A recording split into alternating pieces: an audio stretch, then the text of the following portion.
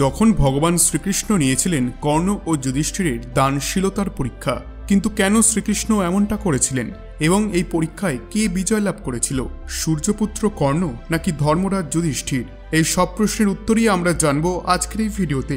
ভিডিওটি শুরু করার আগে যদি আপনি আমাদের চ্যানেলে একবার ভগবান শ্রীকৃষ্ণ অর্জুনকে অসুররাজ বলির দানশীলতার কথা বলছিলেন, যে তিনি কিভাবে ভগবান বামনকে ভূমি দান করেছিলেন।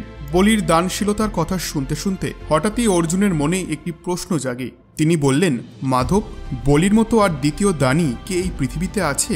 অর্জুনের এই প্রশ্ন শুনে ভগবান শ্রীকৃষ্ণ তাকে বললেন, বলির মতো কেবল একজন দানী এই পৃথিবীতে রয়েছে এবং সে হলো দানবীর কর্ণ।